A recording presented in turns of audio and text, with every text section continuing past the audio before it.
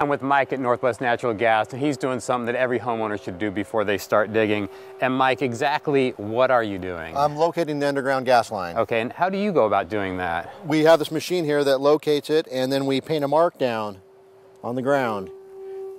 Okay, and to have you come out and do this, who am I calling? You dial 811, it's a free contact number. Okay, so it's free. You come out, and do other utilities come out and mark also? When you call 811, you get all the utilities come out for free, and they all locate their facilities. Okay, so when you come out, you do put lines down, and those are the lines I know that there is going to be a utility. So what exactly do I do once I see the line? When you see the line, you're responsible for any damage to that property within 2 feet on either side of the line.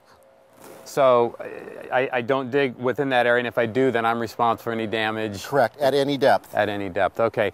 And then, so the biggest question is that when really should I be calling? I mean, any digging, or is it a certain depth? Any digging in your yard. Okay, all right. Or any property. Good. So it's 811 and it's free, and next I'm going to talk with Jenna from Northwest Natural, and she's going to give us some good news about digging.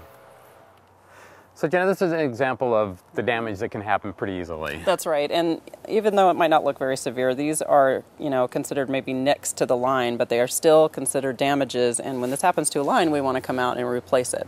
Okay. Yeah. And I think of interest to me is that you'd mentioned that even something as simple as putting a sign in, yeah, that you do go maybe a little bit deeper than people really thinking. Yeah. You really should be making a phone call, yes, just in case, because absolutely, still responsible for that too. Yeah, and fences and real estate signs are also something that are big culprits of the damages. Okay.